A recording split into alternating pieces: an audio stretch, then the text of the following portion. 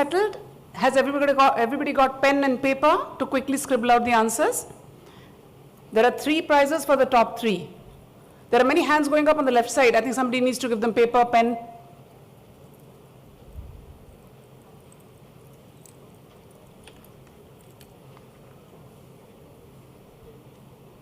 So you have 1 minute per case and we have 20 quiz cases for you. I hope that it tickles your neurons enough and you come out quick and fast with the answers. My request is to pathology PGs not to be participating in the quiz. Do note down your answers. There will be a key displayed once you all have handed in your sheets. So do wait for the key. So any doubts, the answers will be displayed, but that will only be after you hand over your sheets. If anybody delays handing over the sheets, then that person will be disqualified once the key comes up. So I request you to adhere to time. Every case is for 1 minute only, and there will be questions and clues on the slides. So pay attention to the arrows, if any, and quickly note down your answers. Okay, are we ready to go? Yes? Are you all still sleeping or hungry? Which one of the two? Because I'm standing between you and lunch. Are you all sleepy? No. Nigar and Jaya have kept you awake, Dr. Radhika, but, and Dr. Swanlata in the morning. But are we ready to start? Does everybody have paper and pen? Can we begin? Thank you. So here we go. That's the first case for you, adult nephrotic, and this is all the history you give us.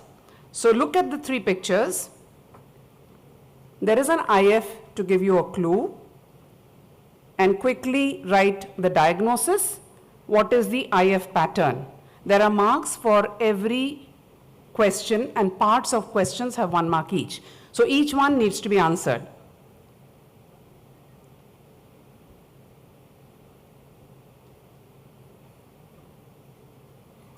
There are 3 sections there. There is an HND, there are 2 PAS stains, and an IF.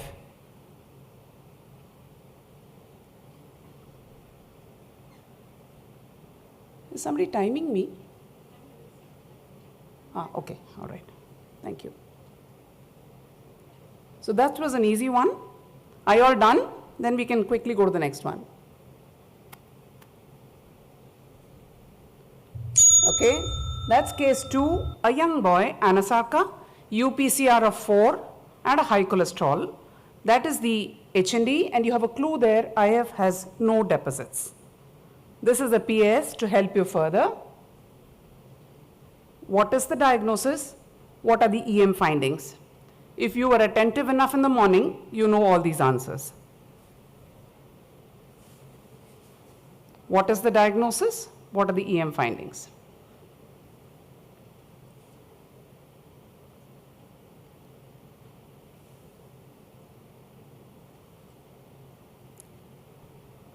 Four-year-old Anasaka. You already have your diagnosis, I know, because I'm giving you so much history. And that's what we like, actually. We like an elaborate history as pathologists because we see the patient through your eyes. So I'm sure you're done. There are 2 questions. What is the diagnosis? What are the EM findings? Don't forget to write your name, please. Please write your name, otherwise we wouldn't know who the prize winners are. Don't forget to mention your name. Write your answers clearly. That is a young female now, nephrotic, hypertensive. You have on the top row the HNE on the left. The middle is a meson trichrome with something bright sitting there and giving you answers. And to the right you have the PA stain. The bottom row is the IF. So you have immunoglobulins. I've labeled it all for you, so it's really easy, you know. But cases don't come with labels. Remember, we do it ourselves. So there is IF in the bottom row with the immunoglobulins, the complements, and the last compartment. What is your diagnosis? What is the IF pattern described as? And what is the diagnosis? How would you best address this pattern of IF deposits? And then what is your diagnosis? I'm sure you already are formulating the diagnosis first, but the question is, what is the IF pattern described as? Because we are pathologists, we love patterns, and we love to give them names. That helps us actually look at cases. That's case 4 for you. 45-year-old, protein 4+, non-hypertensive and diabetic for 6 years. This is the H&E. So there is a scanner view which has the 2 cores, that you can see on the left, and the right side gives you a high power view of one glomerulus which has the clue to the answer. This is the silver stain with the 2 cores. Again, the silver is beautiful. And to the right, you have a PA stain. The question is, what is the diagnosis? 1, 45-year-old, proteinuria, diabetic, and comment on all compartments, please. So there are 4 compartments that you need to look at: glomerulus, tubules, interstitium, vessels. First is the diagnosis. Second is a comment on all 4 compartments. Basically, findings, description of findings in the compartments. That's what it is for.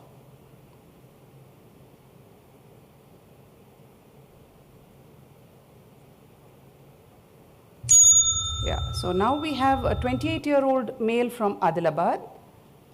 Pedal edema, facial puffiness, creatinine was 1.4, hemoglobin was low, he was anemic. An important point to note, CUE was albumin 2+, RBCs 4+, spot protein, urine protein creatinine ratio was 5.1, proteinuria for evaluation, and you have an HNE on the top left. The middle is the glomerulus, which is magnified. I've taken a high power picture to highlight a few features which you might want to connect with the history and the place the person hails from. And the right side is IgA deposits 3+. So that's a giveaway to the diagnosis, but there is something more to it. So, extremely sorry. So what is the diagnosis in this case? You just have to make the diagnosis, but a complete diagnosis. Keep in mind the clinical history. He was anemic and was from Adilabad. He had these IgA deposits, but what else did he have? So you have to make a complete diagnosis. Look at each picture carefully. So that's case 6 now, a post-transplant. We looked at the native biopsies. This is 2 months post-transplant, creatinine 2.8. And this is a low power picture. You can see a part of the glomerulus on the top, which looks fairly unremarkable, but definitely a busy tubulointerstitium. Another picture from another area, just to help you clinch the diagnosis. Post-transplant 2 months. The glomeruli looked unremarkable. Focus on the other compartments.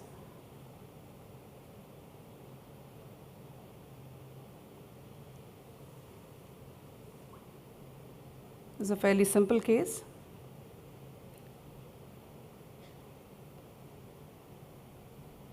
Look at the contents within and without, and you should be able to make the answer.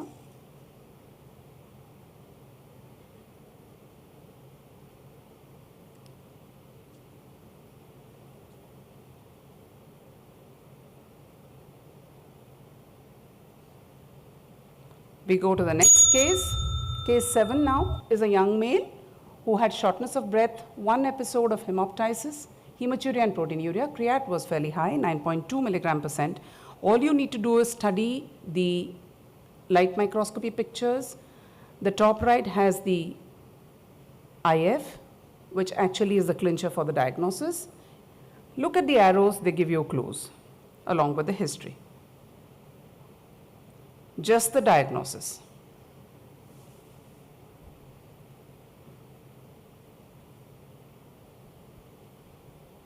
Just the diagnosis, but complete. You don't write short forms in an answer sheet. Please don't do that. That will disqualify you. Write full forms.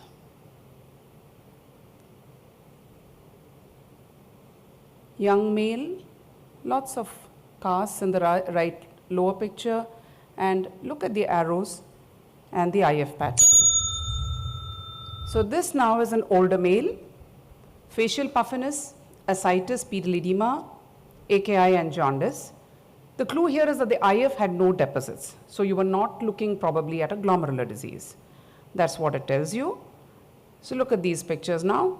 The top left has a part of the glomerulus, fairly unremarkable, but the other compartments and the lower picture has 2 glomeruli there. IF had no deposits, so what is the answer? Extremely sorry for that distraction. So just the diagnosis in correlation with findings that you're seeing here. Sometimes the tinctorial characters also help you make the diagnosis. Pay attention to that along with the history.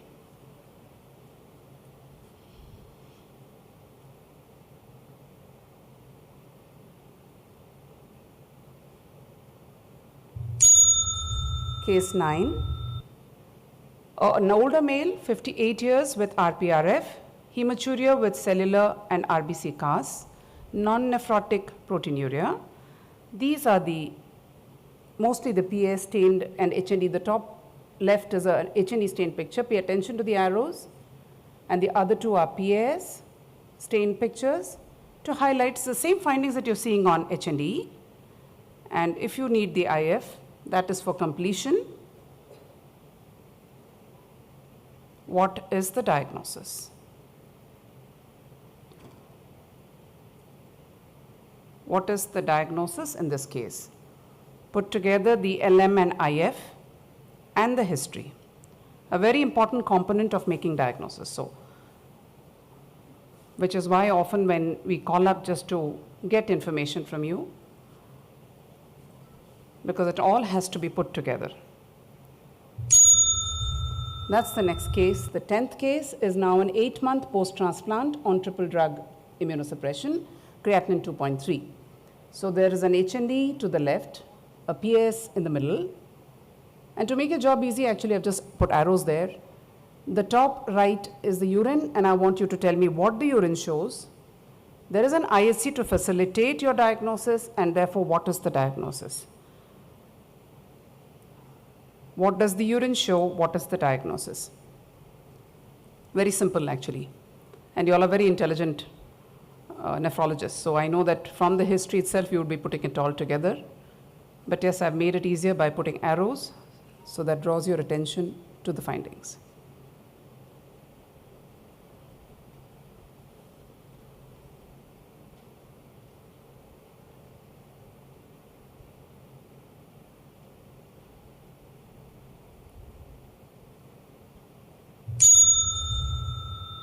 That's now a 14-year-old. Facial puffiness, brown urine of short duration, hypertensive, proteinuria and hematuria, creatinine 4.8, complements low. I've just given you too much history, I think, because you don't give us so much, but I've given it to you because it's a quiz and it's a 1-minute quiz. Now please look at all the 5 pictures. You need to pay attention, because what is the IF pattern is the first question. What were the deposits are already there, labeled for you. What is the IF pattern? How would we describe it? And what is the diagnosis? It's important for all of us to understand patterns. When we write the IF pattern, it is important. That helps you in your diagnosis as well. So it's sometimes very important to understand patterns of staining. So is it peripheral? You've had a lot of teaching in the morning. Peripheral, mesangial, coarse granular, fine granular. These are the terms we use to facilitate your answering this question. What is the IF pattern? What is the diagnosis? Look at the glomeruli. Yeah. Now this is we're shifting gears. This is a nephrectomy, not a needle biopsy. 6-year-old with renal dysfunction and a history of nephrocalcinosis. Question is, which compartment is involved and what is the abnormality? Next is, what is the diagnosis? So one of the 4 compartments, which is the compartment involved and what is the abnormality you're seeing here? It almost looks like a firecracker lit up sky on Diwali night. So what is it in a nephrectomy in a child? Which compartment? What is the abnormality? What is the diagnosis?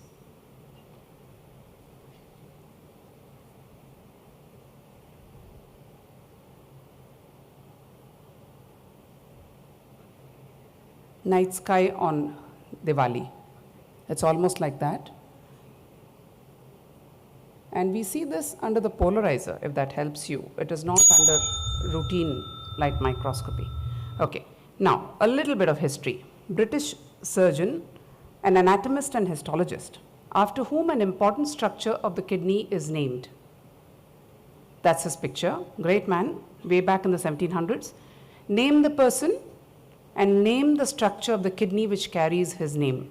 So you name the surgeon anatomist, also name the structure of the kidney that's named after him, which we use even today.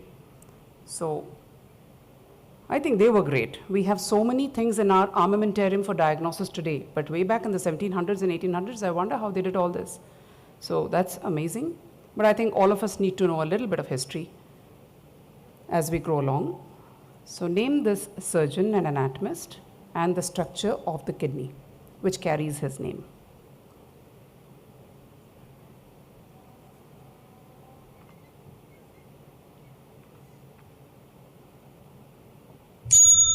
Okay. This is now again a post-transplant scenario, persistent anemia. The bone marrow biopsy came to us for review. So this is a section of the bone marrow. It is not the kidney. We need to have a little bit of change, otherwise it gets monotonous. So what cells are these at the arrow? And what is the diagnosis? It's a bone marrow biopsy. You can see the top big cell here is a megakaryocyte. Oh, there's no pointer, no cursor is not showing here, but the top cell with a dark blue convoluted nucleus, above the arrow is a megakaryocyte. The cell that the arrow is pointing to is what you have to identify. What cells are these in the bone marrow in a post-transplant patient with persistent anemia, and what is the diagnosis? Name that cell at the blue arrow and then the diagnosis on a bone marrow biopsy.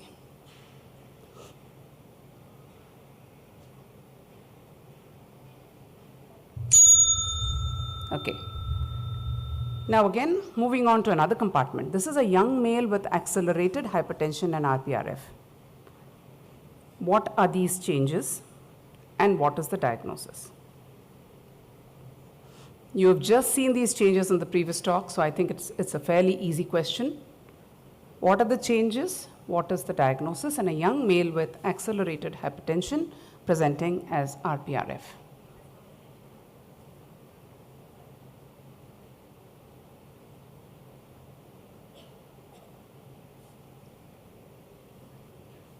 Describe the changes in the two pictures. They are different sets of changes in the same compartment,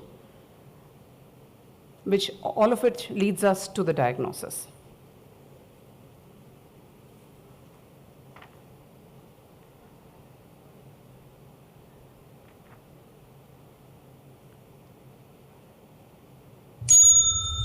Okay, so we move now on to an elderly female, 60, elderly or middle-aged maybe.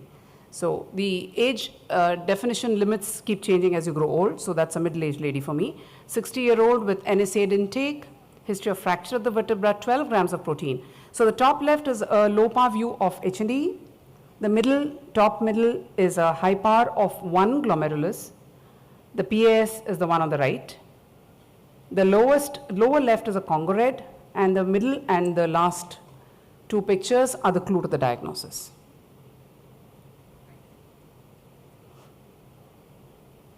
So what is the diagnosis? You just have to write the diagnosis, no findings required. Just the diagnosis, decide which compartment is abnormal, what do the stains show you, and the last two pictures actually help you clinch the diagnosis. Try and identify those two and you'll make it right. Okay, case 17 now. 61-year-old male, type 2 diabetes for 10 years, hypertensive for 2 years. Again, very massive proteinuria, 10 grams and a creat of 3. It's a composite of 4 pictures. The top left is an H&E at low power, just to give you an idea as to how abnormal it is or how bad the chronicity. The one on the top right is a PAS stain, and the lower two pictures are silver stains. The silver stains help you make the diagnosis along with the history. Very important is that in non-neoplastic pathology, be it kidney or any other organ system, we need the history. It is unlike tumor pathology, where often you look at a section and the pathologist may actually be able to tell you which tumor it is, but non-neoplastic pathology is very difficult. So we need your cooperation therefore, and here also you have to correlate the history with the findings that are being shown to you. Okay. Now, EM time. You've seen a lot of pictures. 45-year-old female, anasarca, proteinuria and hematuria, MPGN pattern, glomerulonephritis on the kidney biopsy on LM. And this is the EM picture. So what is the structure on EM and what is the diagnosis? what is this structure which has been shown, the one in black, and what is the diagnosis? They are called osmophilic otherwise because they are black. They take up the osmium tetroxide in the processing that you heard this morning, and they are akin to sausages. So what is the structure on EM and what is the diagnosis? I've just given you a whole lot of clues. So those who are fond of sausages, think of it. Now, this is a younger female, postpartum AKI.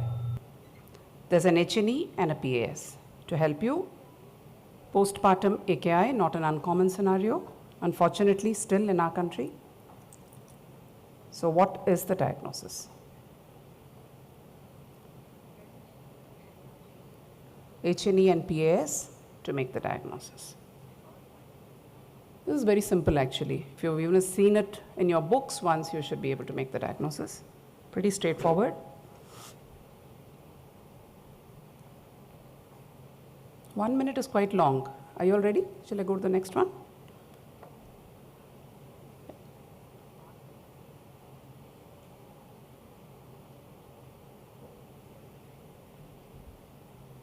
Postpartum AKI with renal shutdown. That was the additional clue I gave you. Okay, so this is the last case for the day.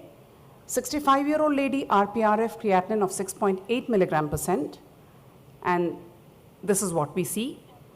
This is just HND pictures. The one on the left is, no, actually they are all both PAS pictures. The PAS is a little pale. What is the diagnosis?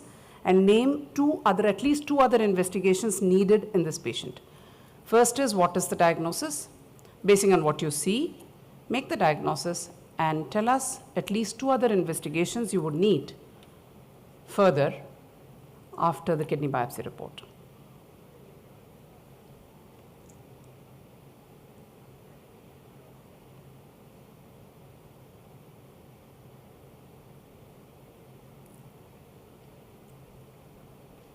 Diagnosis first and any two other investigations that you might want to do to help you. That's it, and thank you. That brings us to the end of the quiz. So thank you very much. Are you all done? Kindly collect the papers. Once you all have handed over your papers, I'll quickly display the key. So for all those who didn't get the answers, and while we correct it, when will the prizes be announced, Dr. Radhika? At 2:30, the prize winners, the names of prize winners will be announced at 2:30. So please wait. Don't display the key yet. Ask them not to display the key. Please wait. How many, I'd like a show of hands, how many of you have participated in this quiz? Okay. The reason I was asking was we do have printouts of the key which can be had from the organizers, should you want to look at it later. I will display it now. Please hold on, please wait. Please wait. Are all the answer sheets given in? Please hand over the answer sheets quickly. Somebody can help with picking up answer sheets on the left-hand side. I think there are a couple of people there.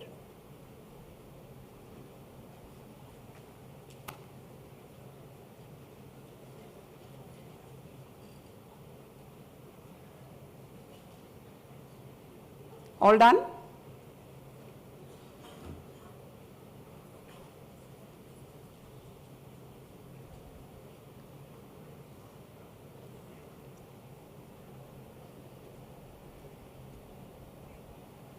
How much time do we have? Do I have 5 minutes to quickly go through the answers? Okay. Are you all done? Has everybody handed over the answer sheets, please? Participants?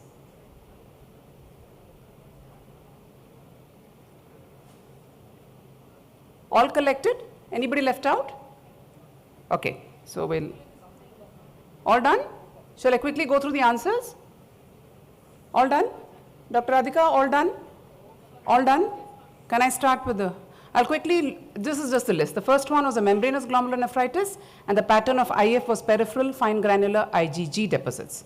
The second, Sorry? Oh, it's not coming on. Yeah, okay. Please put it on. Yeah. Okay. Can you allow? Yeah. All right. So that was, oh, the slides. I don't think we can do both simultaneously. That won't be possible. How do we do that? Huh? Yeah, first one was an adult nephrotic.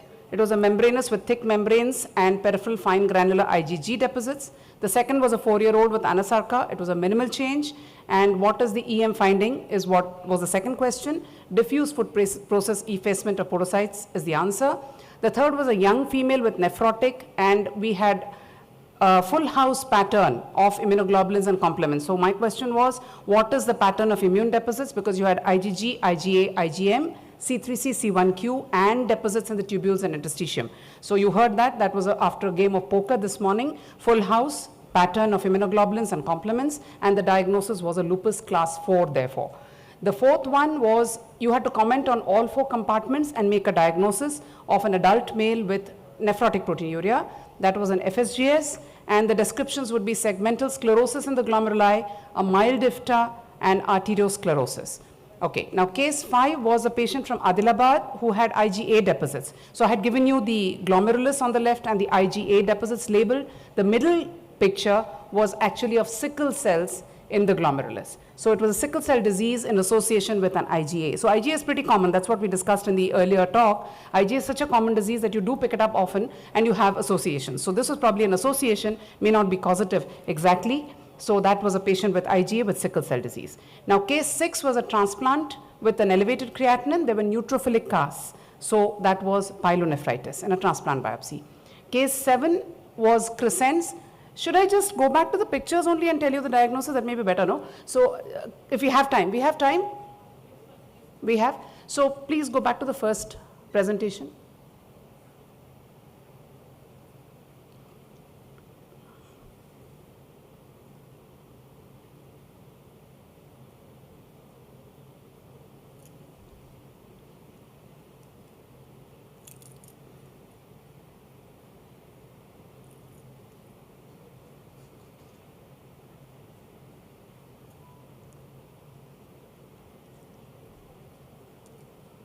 So how many found it easy? Hands up. How many found the quiz easy? Nobody? Or not the pathologist? No? It was, I thought it was easy. Okay. All right. That was the first case. So what you, I do not have a pointer, I think. How do I get a pointer started here? Can I? No, there's no pointer coming in here. Oh, okay. This one? No, no. वापस कैसे जाएगा? नहीं, वापस कैसे जाएगा ये? Okay. ठीक है. So this was the, this is the HND. Oh, this doesn't move. Anyway, here, okay. And there's very thick, rigid membranes. There's no increase in cellularity. This is a segmental sclerosis, secondary segmental sclerosis that you can see. And this is a peripheral fine granular pattern of IgG. So that is a membranous with IgG. Let's just move. This was a child now. So what you saw were pretty unremarkable glomeruli closely opposed tubules on the HND. IF did not have deposits, and the PS pretty much confirmed that there was no IFTA to even suspect an underlying FSGS in a child, normal glomerulus. So that was a minimal change disease. Minimal change disease and diffuse foot process effacement of podocytes is what you would see on EM. Now, this doesn't move. Okay. Yeah, this is a young female, and we have here a cellular, busy-looking glomerulus, lot of these thrombi. These are hyaline thrombi, which are bright red on Mason trichrome, and which are bright, actually magenta on the PS stain. You have what is called the full house pattern, because you have all immunoglobulins. You have C3c, which is strong, C1q in a mesangial and probably a little peripheral pattern as well, pretty strong. And this is the staining around the tubules and in the interstitium, typically a feature of lupus. So that was a lupus nephritis. What were your questions? What is the IF pattern? Is a full house pattern, and the diagnosis is a class 4 lupus nephritis. Now this is case 4, which was a 45-year-old male, and you had here the course showing a segment of sclerosis on the HND. That was a vessel there. And here again, segment of sclerosis. This part is normal, so focal segmental sclerosis. This artery vessel shows intimal fibrosis. This is the endothelium, this is the media, and what lies between is a potential space which when widened is apparent, and that is intimal fibrosis for you. So those were the various compartments you had to comment on. There was segmental sclerosis, there was tubular atrophy, you can see here, small tubules with dark hyalinized basement membranes, so mild IFTA and vessel changes of arteriosclerosis. So those were your answers in that. In this is the young male from Adilabad. The glomerulus looks busy, and you can see the segmental proliferation here. You can see that I had already given you this IgA deposits of 3+, which means it's an IgA, they're responsible for the proliferation. And here in the higher power image of the glomerulus, you see sickled red cells. So he was from an endemic area and he had sickle cell disease. So this was an IgA with sickle cell disease. That was the diagnosis. Now, this is a post-transplant and elevated creatinine. You have a part of a glomerulus looking normal here. What you have actually is the tubules. I kept telling you tubules were busy. So was the interstitium here in between. The tubules are packed with these neutrophilic casts. So just to facilitate, I gave you this picture which shows a neutrophil packed with, tubule packed with neutrophilic casts, and there were also some neutrophils and eosinophils in the interstitium around. So this was a pyelonephritis in a post-transplant biopsy. This is now case 7, which was a young male with shortness of breath. He had hemoptysis and all that, and what you can see here is that there's some extracapillary proliferation. To add the arrows, you see that this is the glomerular tuft. This is the extracapillary proliferation between the tuft and the Bowman's capsule. This is the Bowman's capsule. So this is extracapillary proliferation or crescent. That's a cellular crescent. This is yet another cellular crescent. There were lots of these red cell casts, and this is a linear pattern of IgG, peripheral linear continuous pattern of IgG, which gives you the diagnosis of anti-GBM antibody disease. That is the full diagnosis. Now, this was case 8. A male who was 58, puffiness, ascites, pedal edema, and had jaundice. IF did not have deposits. The glomeruli look normal, which means it's not glomerular. What is happening is that the tubules are dilated. There is loss, flattening of the lining epithelium. Look at this. This is a normal proximal tubule, which Dr. Nigar has shown you beautifully, with these tall cells. But here, this flattening and denudation of the lining epithelium filled with these pigment casts, which do have a yellowish hue here. So diagnosis really is a bile cast nephropathy with ATI. Not an uncommon thing. We do see it, and they're really not always yellow. So it's a little difficult. We may just call them pigment cast nephropathy. You will still get your marks. But with jaundice, you should call it a bile cast nephropathy for the quiz purpose. Now, case 9 was RPRF, hematuria, and cellular casts.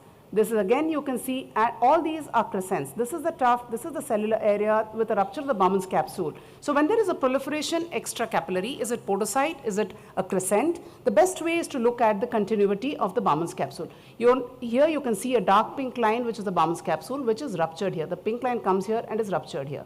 So when there's a rupture of the Bowman's capsule, that helps you doubly confirm that this is a crescent, and that was what was happening. There were lots of crescents, there was some chronicity. So there were crescents in various stages, which is unusual in an anti-GBM, but more likely in an anchor associated. You can see fibrocellular crescents here. There is some segmental sclerosis, again segmental sclerosis, then some segmental crescent here.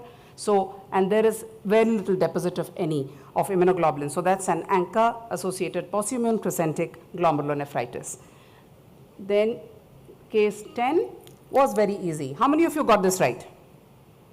Many got it right, because the clues are all there for you, right? So when we get a case, the clues are not all there. Basically, you look at these cells with enlarged nuclei, ground glass inclusions. There's a typical ground glass inclusion. This is also an inclusion. This is more typical with margination of chromatin. This dark blue line is a margination of chromatin. These are what are known as comet cells or decoy cells in urine. Decoy because they simulate high-grade urothelial malignancy, so decoy thereof. And these are the harbingers of polyomavirus nephropathy. Often we ask for the urine and look at it later. IHC for BKV helps with SV40, helps confirm all the dark brown dots are positive staining SV40. So the urine shows decoy cells and the diagnosis is a BKV or polyomavirus nephropathy. Now this is the young boy. All of you would have got this right. How many got this right? You don't know what is right? Yeah, okay. So from the history itself, you would think of an IRGN, isn't it? So 14-year-old puffiness, and I give you brown urine, which often you don't give us, hypertension, proteinuria, hematuria. But what is important is the creat is a little high.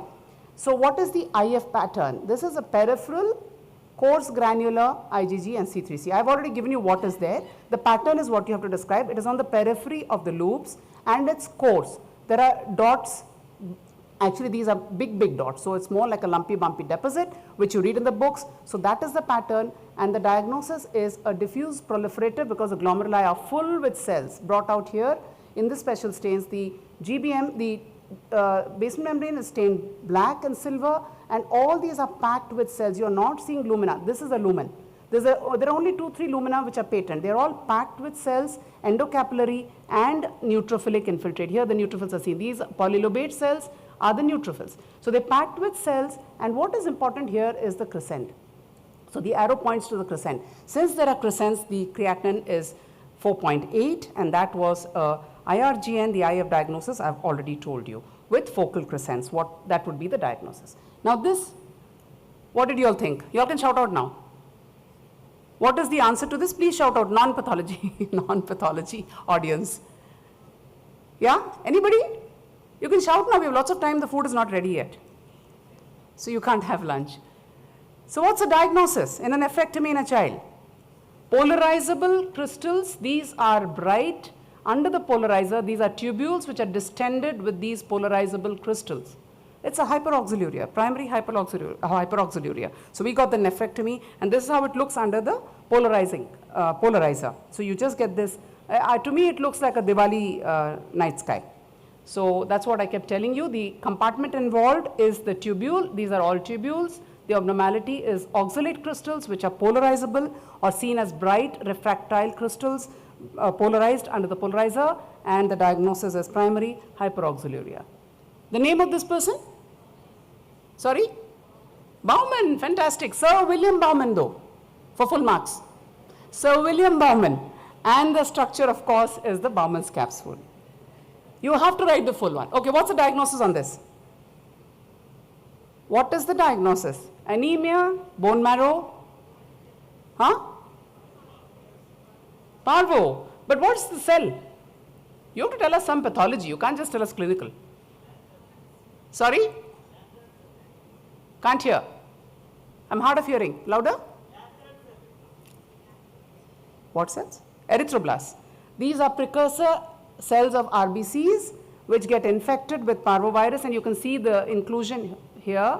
This cell is an erythroblast which is really abnormal with the inclusion, and therefore it doesn't produce normal red cells, and the patient is going to aplastic anemia and develop anemia. So that is the history. The history clinches the diagnosis, but we have to look at these cells to confirm what you are thinking, right? So you give us a clinical opinion and then we confirm it. We need to see this to confirm. So that was parvovirus in the bone marrow, and the cells were erythroblasts. Okay, what's the diagnosis on this young man with accelerated hypertension?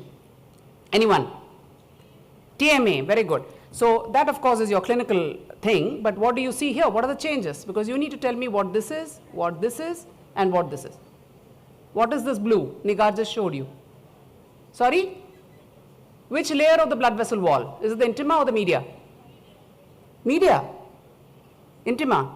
Okay, undecided. This is smooth muscle of the media. This is the endothelium. These are the endothelial cells lining the lumen. What lies between the endothelium and the media is a potential space in normal human beings, but that is widened by intimal myxoid or mucoid change in TMA, or intimal fibrosis in hypertension and diabetes. Okay, so this is intimal myxoid change which has stained beautifully blue. What is this? What is this dark red in the vessel wall? Fibrinoid necrosis. You can see karyorectic debris here. These nuclear fragments are nothing but karyorectic debris, and this is fibrinoid necrosis of the vessel wall, leading to partial luminal occlusion. Can you see the lumen diameter is reduced markedly? And what is this in the vessel wall? Schistocytes. These are fragmented red cells. These meaning these little red things. These little red things are varying, you would notice they are of varying size and shape. So those are schistocytes. That's when we tell you there are schistocytes. This is a TMA, and therefore these are the changes that you need to describe. What would you want to do in a young male with TMA changes? What would you like to do to confirm? Sorry? Can't hear you. Apart from your clinical findings of elevated LDH, schistocytes, and on peripheral smear thrombocytopenia, what else would you like to do? You would like to do a genetic evaluation. because that could give you an answer in etiology for the TMA, right? So now the 16th case, okay, what's the diagnosis? This is a beautiful case shared by Dr. Swapna. So what is the diagnosis? Amyloid. And what kind of amyloid? We've given you this. There's a lambda chain only lighting up so bright. So which type of amyloid? AL amyloid. And what is this? Apple green. There really is an apple green. It's very difficult. Let me tell you that this is very difficult to get. It is a difficult stain to do, and you don't often get this apple green birefringence. More often what you get is this orange and white. So here it's a beautiful picture, and capturing it in a picture is, I think, needs some expertise. Dr. Swapna shared this case of hers graciously with, for this session. And this is which stain? Congo red. So it's congophilic, because all that deposit that you're seeing here is dark orange. So that's congophilia for you, and that was an AL amyloid. Oh, sorry.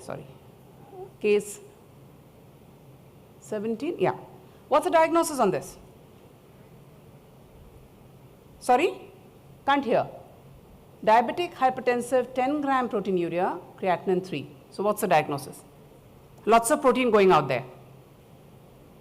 This is a sclerosed glomerulus. This has periglomerular fibrosis. And this is a PS where it's sort of shrinking the tuft. But what does the silver show you? Crumpled paper. Dr. Radhika just showed you beautifully. It's almost collapsing, right? You're not seeing the tuft. It's almost disappearing. So this is a collapsing glomerulopathy with lots of podocytes. Here, podocyte hyperplasia. I don't know, the pointer's coming up. Here. These are the podocytes in that space there, and this is a collapse. So that was a collapsing glomerulopathy responsible for that nephrotic range proteinuria. Okay. Now, what is this?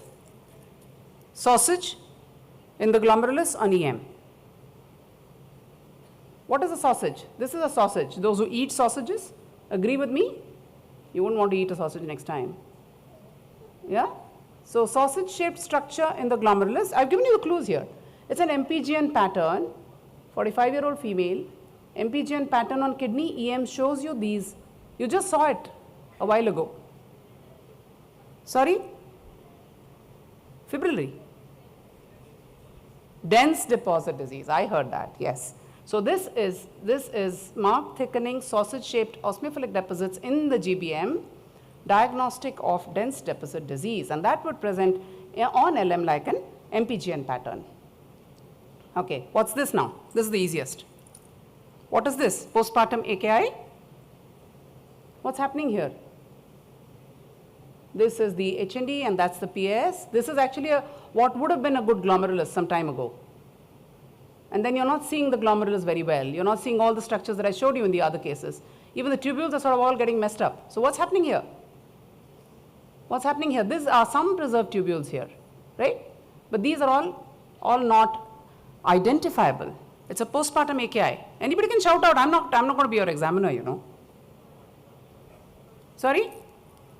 Cortical necrosis. So either whether you call it patchy or diffuse, if you call it cortical necrosis, you're right. Okay, then, yeah, all right. The last case. Diagnosis? Is that the pathologist speaking or the nephrologist speaking? The nephrology side is quiet. The pathology side seems to be shouting out. Okay, Sarika. So, of course, that's a cast nephropathy because you're seeing these fractured casts with a histiocytic reaction.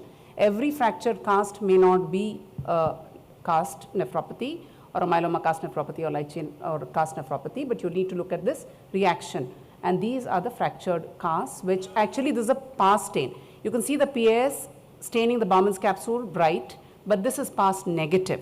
So that is a clue to the diagnosis, and that brings us to the end. Thank you.